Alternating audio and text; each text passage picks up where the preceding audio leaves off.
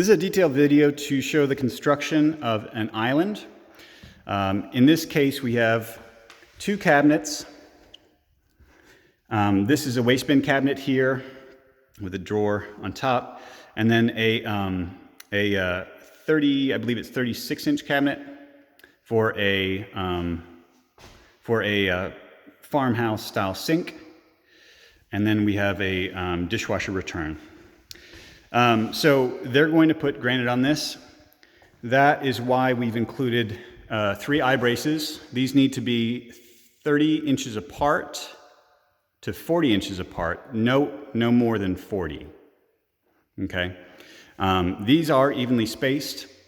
I will point out that because we have an island with the eye braces, we need some structure to hold them, because this certainly by itself could not support that kind of granite. You know, we're going to have an 18-inch overhang. There's not enough strength in these alone to handle that. You can have cracking in the stone. So we add these braces here, and the way that I did that is first assembling these cabinets together, getting the space just right on the dishwasher panel, using these temporary spacers, which will be removed by the stone people. And then I created a strongback wall. Now in this case, the very top piece of 2x4 lumber is on its side. So the 3.5-inch dimension is going straight up and down. This is because I've got the eye brace here. It has 2 fasteners below it.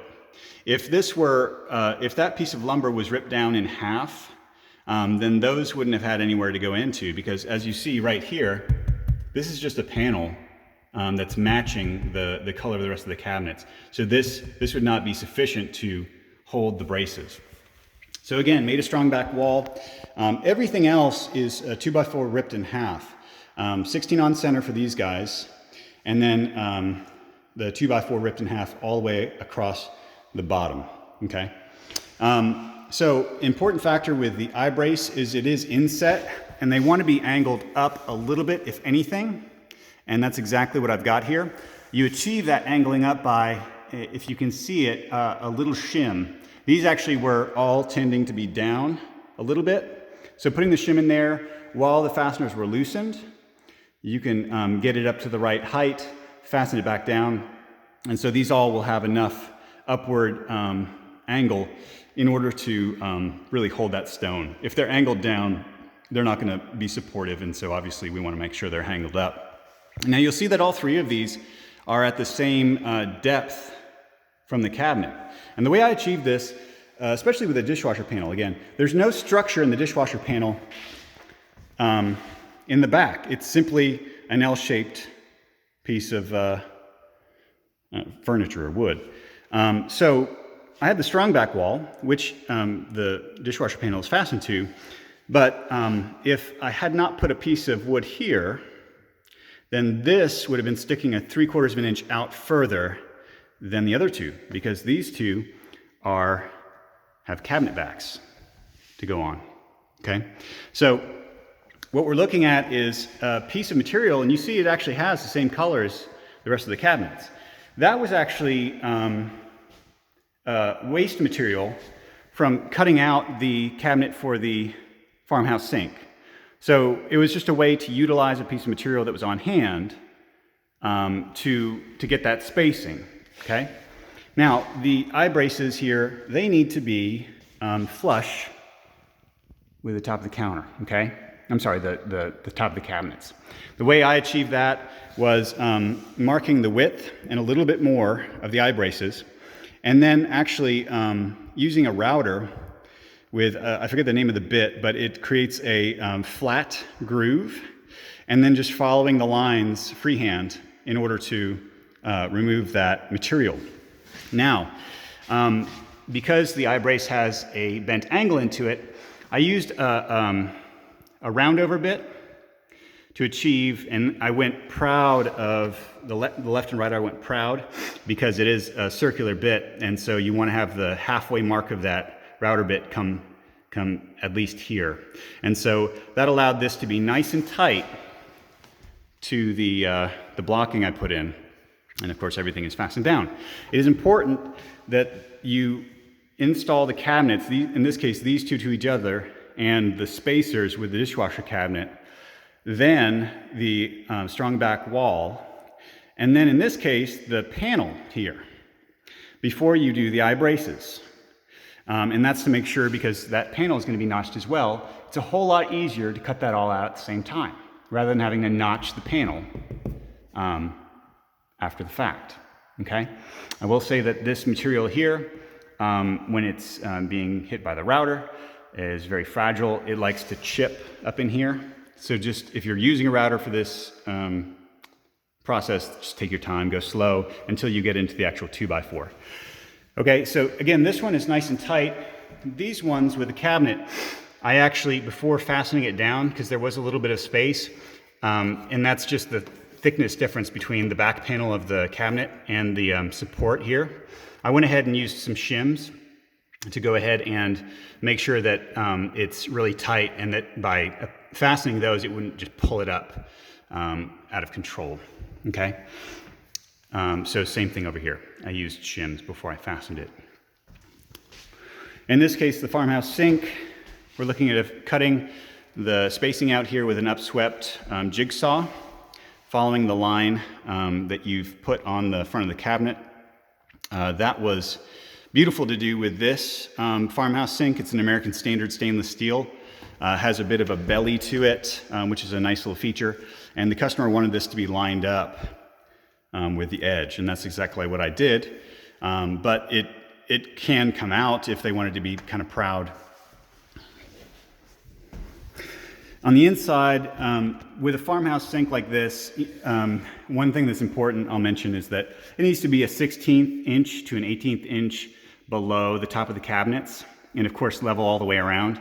That's so that the stone people can go ahead and put their stone in without any rubbing, and then apply sealant on top to fill that 1/8 to 1/16 inch gap. Of course, we have sealant all the way around, including the bottom. Make sure there's any kind of gapping is filled. Okay, so what's really important here is that this is supported from below. And the way we achieved that was, again, 2x4s that were ripped in half. You go ahead and fasten this blocking here to the side walls of the cabinet, okay? I did that initially with pin nails. Actually, let me back up for a minute. Once the cabinet is actually cut, you have a level, in this case a 4-foot level, going across the top of the cabinet. And then you use clamps to actually clamp the back of the sink to the level, okay? And you actually adjust the height of this to be exactly where you want it to be.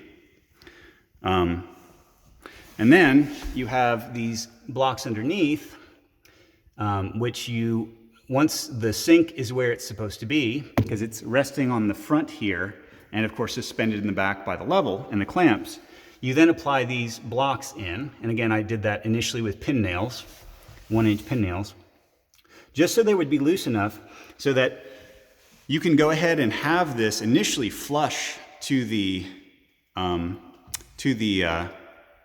level.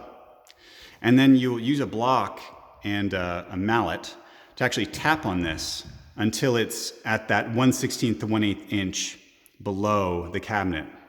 I will point out that when you're actually cutting the space for the front, that you're cutting it a 1/16 to an 1/8 lower, okay? So that the front is at least where you need it to be, and simply you're getting the back to where it needs to be as well. So once you've tapped the blocking, once you've tapped the sink, so the blocking kind of shifts down to where it's supposed to be permanently, okay? Then you go ahead and fasten legs on either side to support this. I actually put screws through the legs. In this case, because this is where the dishwasher is going to be on the other side, I applied fasteners from the other side. This is next to another cabinet, so I could just go through the leg and into this sidewall because you're not going to see anything in the gap. In this case, these cabinets have a 1/4 inch reveal, so it's a 1/2 inch gap, so you weren't going to see those fasteners as they came through. I also put screws through the top of the support leg into these, because after this was all at the right height and I put the legs in and fastened them in place, I was able to pull the sink out, put fasteners through, and call it good. I will point out that you do not want the leg to be all the way up against the back of the face of the cabinet. And the reason being, you can see I had to notch to put the door back on, okay? I had the doors off when I was working on this to protect them from any kind of damage. You need to have this back at, I'd say, at least a 1/4 inch, just to be on the safe side, because I had to do a little bit of extra work just to get the door on.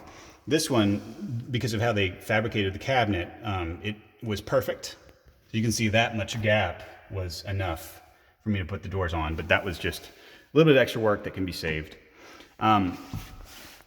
Beyond that, once the structure here, the legs underneath are done, we put RTV, room temperature vulcanizing rubber, 100% silicone on the top of the leg, and then actually put the sink down on top of it because once that rubber sets, it's not going anywhere. Same thing, use transparent room temperature vulcanizing rubber, RTV, around the edge. Because it is a dark cabinet, it's kind of hiding the cut edge on the inside of here. All right, beyond that, we have some decorative trim, door panels, baseboard and 1/4 round all the way around with 1/4 trim. The was not provided with another sheet of this backing material. If I had been, I would have run it all the way across here from the 1/4 inch reveal to the corner so I could put this guy on.